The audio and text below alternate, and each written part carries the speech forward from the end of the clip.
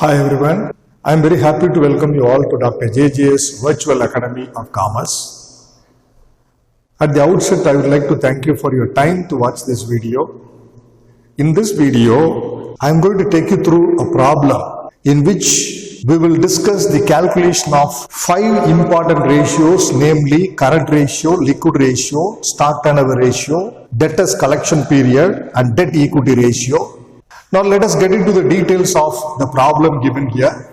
In the balance sheet, we find share capital amount at 60,000 rupees, reserves 40,000 rupees, 6% debentures, which is a long-term debt, creditors current liability 14,000, bills payable is a current liability, bank overdraft is also a current liability.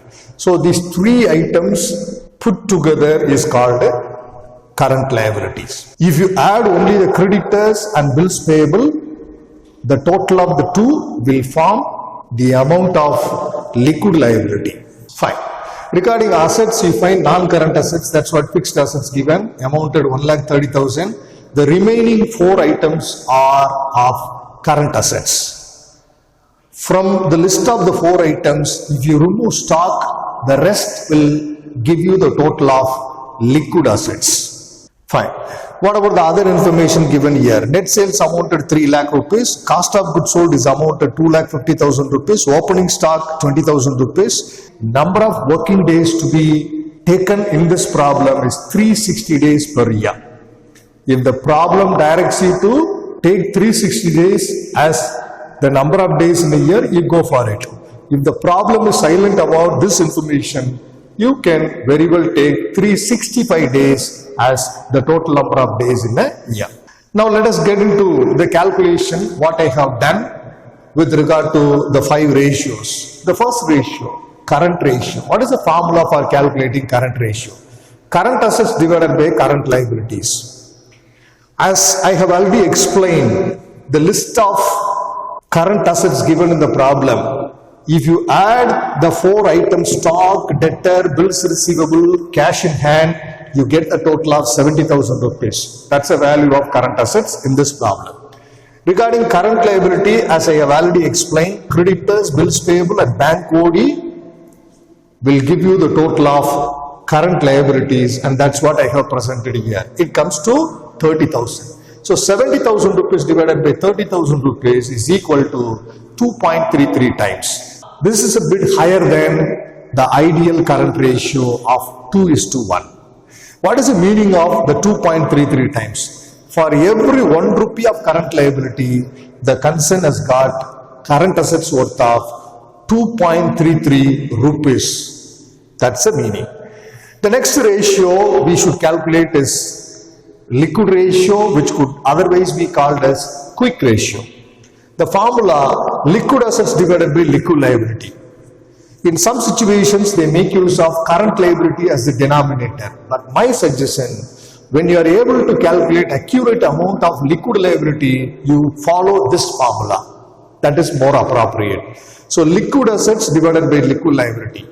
What is that liquid assets? Current assets minus stock and prepaid expenses will give you liquid assets.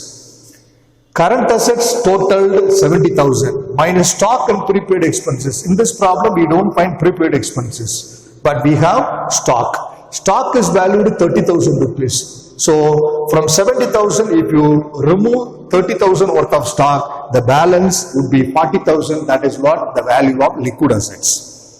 What about liquid liability? Current liability minus bank overdraft. All the items of current liability other than bank OD will give you the value of liquid liability. So 30,000 minus 10,000, that's the value of bank OD overdraft. You get the balance of 20,000. So 40,000 divided by 20,000, the answer is what? 2 times. So for every 1 rupee of liquid liability, the concern has got liquid assets worth of 2 rupees. The next ratio I have calculated is stock turnover ratio, which could otherwise be named as inventory turnover ratio. What is the formula? Cost of goods sold divided by average stock. Cost of goods sold is directly given in the problem. It is amounted 2,50,000 rupees. Fine. What about average stock? It could be computed using a formula opening stock plus closing stock divided by 2. Opening stock 20,000 rupees, that's again given in the problem, it is 20,000. Closing stock is valued 30,000. So 20,000 plus 30,000 divided by 2, it gives the average stock valued 25,000. Now stock turnover ratio is calculated. 2,50,000 rupees cost of goods sold divided by average stock 25,000. So the answer is what? 10 times. If the stock turnover ratio is higher, definitely it is a good indication that the company makes use of the stock very effectively. It will eventually lead to higher profitability of the business. Over here 10 times. Still the business can improve its stock turnover ratio. Fine. The next ratio to be calculated here is average collection period, which could otherwise be named as debtors collection period. The formula for calculating debtors collection period is number of days in a year divided by credit sales, net credit sales. In the absence of information about credit sales, you can take the total sales as credit sales into average accounts receivable. What is the meaning of average accounts receivable? Opening accounts receivable plus closing accounts receivable divided by 2. Then what is accounts receivable? It is a total of debtors plus bills receivable. In this problem, we are given with only the closing debtor and closing bills receivable. Therefore, what you could do, you can customize a formula. How to customize the formula? 360 is the number of days we are asked to take as per the instruction given in the problem. 360 divided by total sales, total net sales into closing accounts receivable. In the absence of information about opening accounts receivable, here you can customize a formula as what? Into closing accounts receivable. So 360 divided by the net sales given in the problem, it is amounted 3 lakh rupees into the closing debtor plus closing bills receivable. Closing debtor 20,000 plus closing bills receivable 15,000. So it gives a total of 35,000. Now let's conclude there. 360 days divided by 3 lakh into 35,000 is equal to 42 days. So what is the meaning of this 42 days? 42 days of sales of the business is held up with the debtors, is yet to be collected from the debtors. This is what as an average we find. So every time you look at the value of debtors, you find 42 days of sales of the business is held up with debtors. That's what the meaning. Fine. The next ratio to be calculated here is debt equity ratio. What is the formula? Long-term debt divided by shareholders' funds. In the problem, we know there is only one long-term debt, that's nothing but debentures. It is valued 70,000 rupees. Divided by shareholders' funds. The total of share capital and reserves will give you shareholders' funds. If you have preference capital, that should also be added. If you have P&L account separately, that should also be added to calculate shareholders' funds. But as per the information given in the problem, we have only 2 items to be added together to calculate shareholders' funds. So 60,000 plus 40,000 put together, you get 1 lakh rupees as the value of shareholders' funds.